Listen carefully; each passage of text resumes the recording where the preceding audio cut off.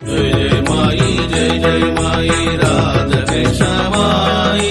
जय जय माई राधा कृष्ण माई। जय माई शिरडी साई माई। श्री सच्चिदानंद सद्गुरु साईनाथ महाराज की जय। श्री राधा कृष्ण माई की जय। हरि पुंडलीक वरद हरि विठल। சாய்ராம், எல்லோருக்கும் நமஸ்காரம். நம்ம போன பகுதியில் பார்த்தோம், புண்டரீகன் நல்லவனாக மாறி தன் தாய் தந்தையே தெய்வமாக பாவிச்சு, குக்கட முனிவர் எப்படி தன் தாய் தந்தையை பார்த்துக்கிறாரோ அதை போலவே நானும் என் தாய் தந்தையை பார்த்துப்பேங்கிற குரு பக்தியோட பிரேம பக்தியோட தன் தாய் தந்தையை அப்படி பார்த்துக்கிறாராம். உண்மையிலே நம்ம அம்மா அப்பாவெல்லாம் பார்த்துக்கிற இவரை பார்த்து தான் நம்ம கற்றுக்கணும், சரிங்களா? இவர் அப்படி பார்த்துக்கிட்டதுனால கிருஷ்ணனே ஓடி வர போகிறார். இப்போ அந்த கதை தான் சொல்ல போகிறோம், சரிங்களா?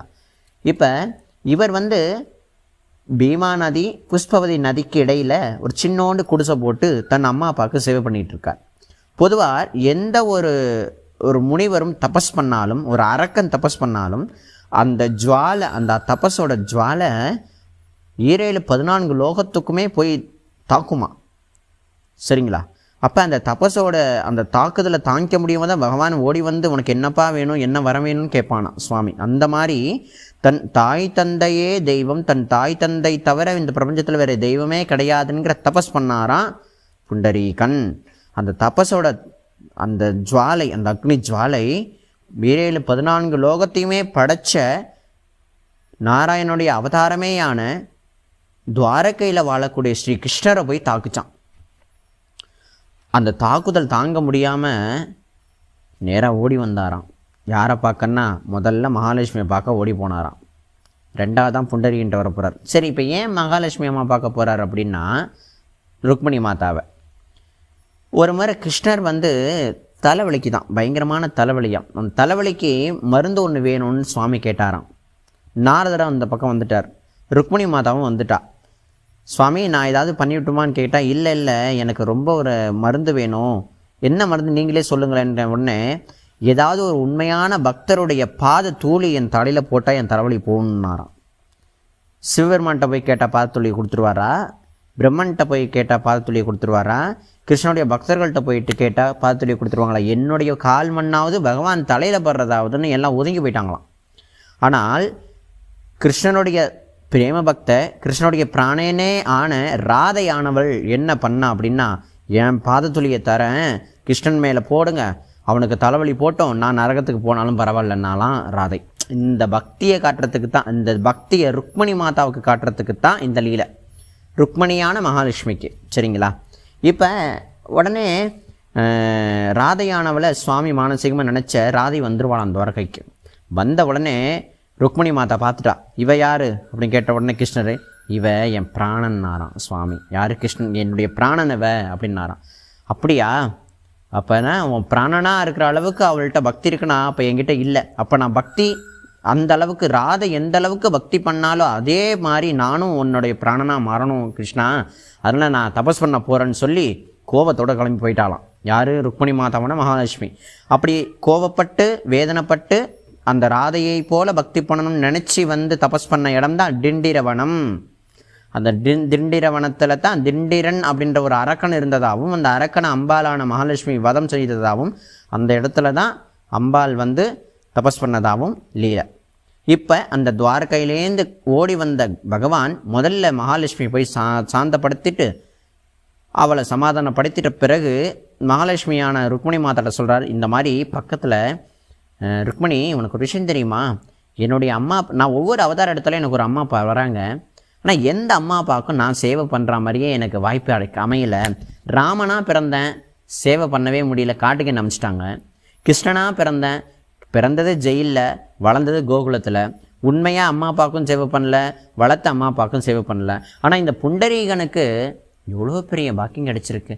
என்ன பகவானான என்னாலேயே சேவை பண்ண முடியாத பாக்கியம் இந்த புண்டரீகனுக்கு கிடைச்சிருக்கே, அவன் பண்ணுற சேவையை நான் போய் பார்க்கணும், நான் அதுக்காக தான் ஓடி வந்தேன் ருக்மணி, நான் இப்போ போய் பார்த்துட்டு வந்துடுறேன்னு சொல்லிட்டு நேராக கிளம்பி பகவான் வந்தானா எங்கே புண்டரீகனை தேடி.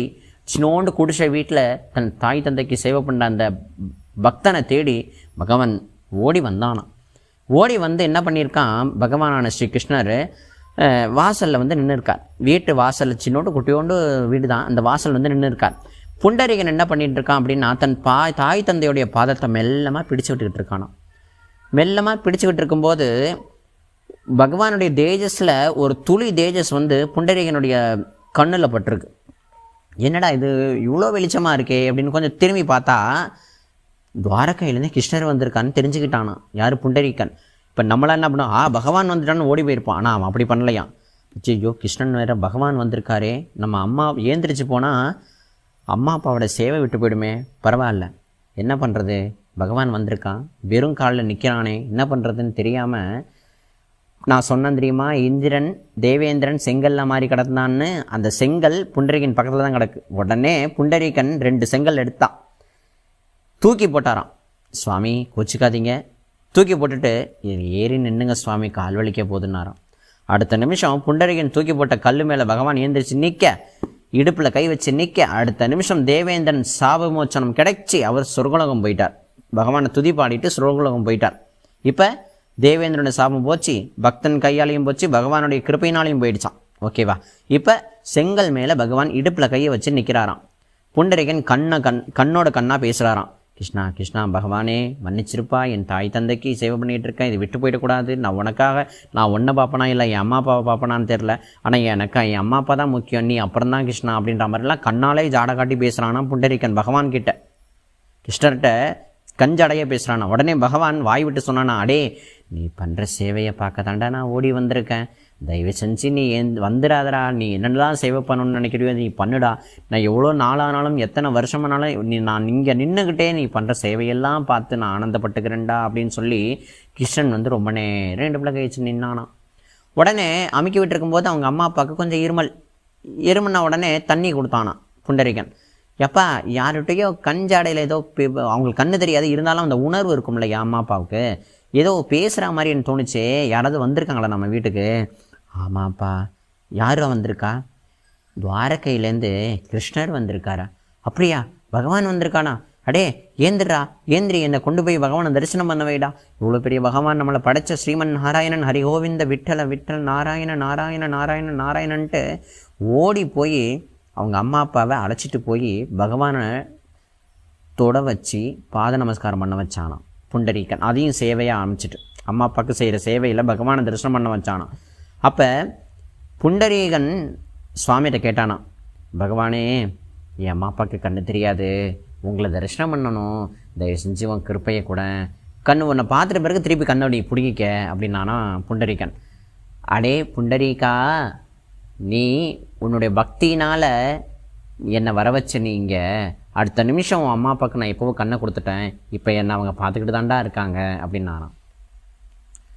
உடனே பகவானுடைய திருப்பாதத்தை பிடிச்சி அறிக்கை பாத்தியம் எல்லா பூஜைலாம் பண்ணி முடித்த பிறகு புண்டரீகன் பண்ண சேவையில் மனமகமகிழ்ந்த பகவான், உனக்கு என்னப்பா வர வேணும்னு கேட்டார். புண்டரீகன் சொன்னானா, பகவானே எங்கள் அம்மா அப்பாவுக்கு மோட்சத்தை கொடுப்பியா அப்படின்னானா. மேலே கையெழுத்து போட்டு வந்துட்டேன்ப்பா, உன் அம்மா அப்பாவுக்கு இப்படிப்பட்ட பிள்ளையை பேத்தெடுத்த இந்த அம்மா அப்பாவுக்கு மோட்சத்தை கொடுக்காம நான் வேறு யாருக்குப்பா கொடுக்க போகிறேன் அப்படின்னானா பகவான். உடனே மோட்சமா அம்மா அப்பாவுக்கு மோட்சத்தை கொடுத்துட்டாரான் சாமி. அடுத்த நிமிஷம் வேறு உனக்கு என்னப்பா வேணும்னாரான். பகவானே நீ இந்த பாவியை தேடி வந்திருக்க, தன் தாய் தந்தையை எட்டி உதைச்சி மிதித்த இந்த மகாபேரு பாவியை தேடி நீ வந்திருக்க, அதனால் நீ நிற்கக்கூடிய இந்த செங்கல் மேலே நீ நிற்கிற, அதனால் உன்னுடைய அற்புதமான பேர் விட்டல் அப்படின்ற பேர் உனக்கு நான் சூட்டுறேன். இந்த விட்டலான்கிற யார் சொல்கிறாங்களோ அவங்களுக்கு நீ நற்கதியை கொடுக்கணும், நல்ல விஷயங்களை நல்ல அவங்க கேட்கக்கூடிய எல்லா வரங்களையும் நீ வாரி வழங்கணும் விட்டலா அப்படின்னு பிரார்த்தனை பண்ணாராம். விட்டல்ன்ற நாமத்தை புண்டரீகன் தான் முதல்ல ஸ்ரீ கிருஷ்ணனுக்கு இட்டாராம். அதே மாதிரி பாண்டுரங்கா அப்படின்ற நாமத்தையும் உனக்கு நான் சூட்டுறேன். ஏன் அப்படின்னா புண்டரீகனான என்னுடைய நாமத்தில் இந்த ஊர் புண்டரீகபுரம்னு திகழட்டும், இந்த புண்டரீகபுரத்தில் பாண்டுரங்கனான விட்டலமூர்த்தியா நீ இங்கே நிற்கணும். ஏன் நிற்கணும்னா, இப்படி ஒரு மகா பாவி ஒருத்தன் இருந்தான், புண்டரீகன் ஒருத்தன் இருந்தான். அவன் அம்மா அப்பாவை தொந்தரவு பண்ணான், கொடுமைப்படுத்தினான். கடைசியில் குக்கோட முனிவரோட கிருப்பையினாலையும் கங்காதேவியோட வரத்தினாலையும் தன் அம்மா அப்பாவை சேவை பண்ணிகிட்டு இருந்தான். அந்த சேவை பண்ணதனுடைய பாக்கியத்தின் மூலமாக கிருஷ்ணனான நீ என்னை தேடி வந்த, நான் உனக்கு இந்த மாதிரி திருநாமத்தை சூட்டினேன், நான் உனக்கு இந்த மாதிரி அழகான புண்டரீகபுர சேத்திரம் உருவாகிறதுக்கு ஒரு கருவியாக இருந்தேங்கிறத, மகா பெரும் பாவியாக இருந்தவனை இவ்வளோ பெரிய புண்ணியவானா ஆக்குனத்துக்கு அடையாளமாக இந்த ஊருடைய பேர் புண்டரீகபுரம் திகழணும். பாண்டுரங்க வரதனான புண்டரீக வரதன்கிற திருநாமமும் உனக்கு சேரணும் பகவானே அப்படின்னு புண்டரீகன் வரம் கேட்டாராம். புண்டரீகன் தான் பகவானுக்கு விட்டல்ன்ற நாமத்தை சுட்டினார், பாண்டுரங்கன்ற நாமத்தை சுட்டினார். புண்டரீகபுரம்ன்ற ஊரையே, அந்த ஊருக்கு பேர் இவர் தான் வச்சாராம். டிண்டிரவனமாக இருந்த ஊர் புண்டரீகபுரமாக மாறி போச்சு. அதுதான் காலப்போக்கில் பண்டரிபுரமாக மாறிச்சு. இன்றைக்கி நம்ம பண்டரிபுரம்னு சொல்கிறோம் இல்லையா, அந்த பண்டரிபுரத்தோட உண்மையான பேர் புண்டரீகபுரம். புண்டரீகனுடைய பேர் தான் அந்த ஊருக்கு பேர். ஆரம்ப காலத்தில் பல யுகங்களுக்கு முன்னாடி இப்போ தான் பண்டரிபுரம்னு நம்ம சொல்லின்னு இருக்கோம். சரிங்களா சாய்ராம்? இப்போ அந்த பகவான் வேறு என்னடா வர வேணும்? சுவாமி, இந்த இடத்துல எல்லா தீர்த்தத்தில் இருக்கக்கூடிய எல்லா தீர்த்த புண்ணிய நதிகளும் இந்த இடத்துல வரணும். யார் அந்த தீர்த்தத்தில் விழுந்து ஸ்நானம் பண்ணுறாலோ அவனுடைய எல்லா பாவமும் போய் மோட்சத்தை நீ கொடுத்துடணும் பகவானே, இது என்னுடைய வேண்டுதல் பகவானே அப்படின்னு ஒன்று. இந்த நிமிஷமே எல்லா நதியும் இங்கே வந்துருச்சு. இந்த தீர்த்தத்தில் யார் விழுந்து நமஸ்கரித்து குளிச்சுட்டு என்னை வந்து தரிசனம் பண்ணுறானோ அவனுக்கு நான் மோட்சத்தை கொடுத்துருவேன் அப்படின்னாராம் பகவான். சரிடா, உனக்குன்னு ஒன்று கேள, நீ எல்லாத்துக்குமே கேட்குற. உன் அம்மா அப்பா கேட்டால் கொடுத்துட்டேன், அப்புறம் என்னை இங்கே இருக்க சொல்கிறேன், நான் இங்கே நிற்கிறேன்னு சொல்லிட்டேன், வேறு என்ன தாண்டா உனக்கு என்ன வேணும் அதை கேள அப்படின்னானா.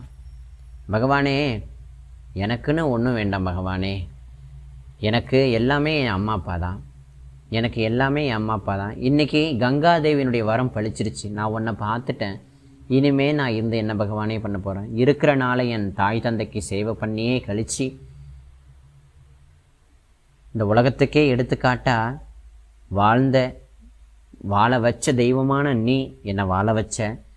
இந்த பாவி வாழ்ந்த இந்த ஊர் பிற்காலத்தில் புண்ணிய சேத்திரமாக மாறி எத்தனையோ தாய் தந்தையை கொடுமைப்படுத்தக்கூடிய பிள்ளைங்க இந்த சேத்திரத்துக்கு வந்தா, என்னுடைய கதையை ஞாபகம் வச்சுக்கிட்டு உன்னுடைய கிருப்பையினால் இந்த சேத்திரை விட்டு திரும்பி போகும்போது நல்ல பிள்ளைகளாக போகணும். தாய் தந்தையே உலகமாக பாவித்து தன் தாய் தந்தை திருவடியில் நித்தியமாக நமஸ்காரம் பண்ணி தொழணும். அப்படிப்பட்ட ஒரு புண்ணிய சேத்திரமாக இந்த சேத்திரம் விளங்கணும்னு பிரார்த்தனை பண்ணானா புண்டரீகன். சரிங்களா சாய்ராம்? அப்படி தான் புண்டரீகன் தான் இவ்வளோ விஷயங்களுக்கும் அஸ்திவாரம் போட்டாராம். அதுவும் யாரோட கிருப்பையினால்? பகவானுடைய கிருப்பையினால். புண்டரீகன் வந்து கருவி மாத்திரமே. எல்லா மகான்களும் பகவானுடைய பிரதிரூபம். அதை போலவே புண்டரீகனை கருவியாக்கி பகவான் இவ்வளோ பெரிய லீலை பண்ணாராம். அதனால தான் புண்டரீபுரமாக இருந்தது தான் இன்றைக்கி பண்டரிபுரமாக இருக்கிறது. சரிங்களா சாய்ராம்?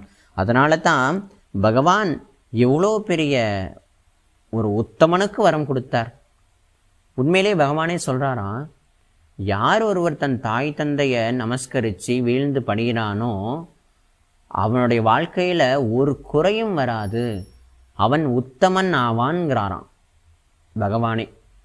பகவானே ஃபீல் பண்ணுறாரு பாருங்களேன். என்னுடைய அம்மா அப்பா கூட நான் சேவை பண்ணல, அவன் அம்மா அப்பாவுக்கு சேவை பண்ணுறான், அவனை சேவை பண்ணுறதை நான் பார்க்க ஓடி வந்தேன்னு நானாம். இந்த நிமிஷத்துலேருந்து நம்மளோட வாழ்க்கையை நம்ம யோசிச்சு பார்ப்போமே. நம்ம அம்மா அப்பாவுக்கு நம்ம இது நாள் வரைக்கும் என்ன சேவை பண்ணியிருக்கோம்? நம்ம அம்மா அப்பாவை மதிச்சிருக்கோமா? அவங்க சொல்கிறதெல்லாம் நம்ம கேட்டிருக்கோமே. ஆனால் அவங்க நல்லவங்களோ இல்லை கெட்டவங்களோ, அவங்க தவறான வழியில் போகிறாங்களோ இல்லை தவறான வழியில் போலையோ, நமக்கு அதெல்லாம் தேவையில்லை. ஆனால் அவர்கள் நம்மளை ஈண்டெடுத்த தாய் தந்தை, அந்த ஈண்டெடுத்த தாய் தந்தைக்குள்ளே பகவான் இருக்கானா. அப்போ அந்த பகவானுக்குள்ளே இருக்கக்கூடிய தன் தாய் தந்தை எவன் தொழுறானோ பகவானையே தொழுதற்கு சமமாச்சே. இதைத்தான் புண்டரீகனுடைய கதையே இதை தான் சொல்லுது, நிரூபிக்குது. நம்ம அம்மா அப்பாவுக்குள்ளேயும் பகவானும் தேவியும் இருக்காங்க, தாயாரும் இருக்காங்க. இதை நம்ம உணரணுன்றதுக்காக தான் இவ்வளோ பெரிய லீலையை நடத்தி பகவான் புண்டரீகபுரமான பண்டரிபுர சேத்திரம் உருவானுச்சு. இப்படி தான் இந்த கதை உருவாகி பண்டரிபுர சேத்திரம் உருவானது. சரிங்களா சாய்ராம்? இப்போ புண்டரீகனுடைய கதை இதோடு முடிந்தது. சரிங்களா சாய்ராம்? நம்ம அடுத்த பதிவெல்லாம் ரொம்ப அற்புதமான கதையை சொல்ல போகிறோம். நாமதேவர், துகாராம், ஞானேஸ்வர் மாவுளி, ஏகநாதர், ஜனாபாய், ஜக்குபாய், கானோபாத்ரா, எண்ணற்ற பக்தர்களுடைய கதைகளை நம்ம பாடி பரவசமாகி கேட்க போகிறோம் நம்ம. அதனால் எல்லா பக்தர்களும் இவ்வளோ அற்புதமான கதைகளை கேட்டு எல்லாருக்கும் ஷேர் பண்ணுங்கள். முக்கியமாக இந்த சேனலை சப்ஸ்கிரைப் பண்ணுங்கள். இந்த கதையெல்லாம் நம்ம கேட்கணுங்கிறது பாபா நமக்கு விதிச்சிருக்கார், கிருபை பண்ணியிருக்கார். ஏன்னா இந்த சேத்திரத்தில் தான் நம்ம ராதாகிருஷ்ண அம்மா தபஸ் பண்ணாங்க. இந்த சேத்திரத்தில் தான் நம்ம ராதாகிருஷ்ண அம்மாவுக்கு பண்டரிநாதனுடைய தரிசனம் கிடச்சிது. அப்படிப்பட்ட சேத்திரத்துலேருந்து தான் கிளம்பி நம்ம அம்மா ஷிரடிக்கு வந்தாங்க. ஷிரடியை பண்டரிபுரம் மாற்றி விட்டாங்க. அதனால தான் பண்டரிபுர சேத்திரத்தின் மகத்துவத்தை நம்ம பார்க்குறோம், அனுபவிக்கிறோம். சரிங்களா சாய்ராம்? அதனால் இப்போ நம்ம இவ்வளோ கதையில் நம்ம கேட்டு முடித்தோம். அடுத்த ஆடியோவில் பண்டரிபுர சேத்திரத்தினுடைய இன்னும் எண்ணற்ற ரகசியங்களை நம்ம வெளிப்படையாக பார்க்க போகிறோம். அதனால் எல்லா பக்தர்களும் கேட்டு அனுபவித்து பண்டரிபுரம் போனால் பக்தி பாவத்தோட முதல்ல புண்டரீகனை வணங்குங்க. சந்திரபகால குளித்து, சந்திரபகா நதியை பற்றி விஷயம் அடுத்த பதிவில் விட போகிறோம். சந்திரபகால நதியில் குளித்து புண்டரீகனை முதல்ல நமஸ்கரித்து அப்புறம் தான் விட்டலை தரிசனம் பண்ண முடியுமா? நேராக விட்டல்கிட்ட போனால் பகவான் முகத்தை திருப்பிப்பானா, போய் என் பக்தனை பார்த்துட்டு வா, அப்புறம் தான் உனக்கு நான் கிருபை பண்ணுவான்மானா பகவான். இது நியமம், பகவானே விதித்த நியமம். மீற முடியுமா? யாராலையும் முடியாது இல்லையா? அதனால் எல்லா பக்தர்களும் இந்த கதைகளை கேட்டிருக்கீங்க, அனுபவிங்க, எல்லாருக்கும் ஷேர் பண்ணுங்கள், எல்லாரும் கேட்கட்டும். எல்லாருடைய அம்மா அப்பா காலில் நித்தமும் வீழ்ந்து நமஸ்கரித்தால் நம் சாய்நாதருக்கு ஆனந்தம் கிடைக்கும். ஜெய் சாய்ராம், ஜெய் ராதாகிருஷ்ணமாயி, ஹரிகோவிந்த விட்டல்.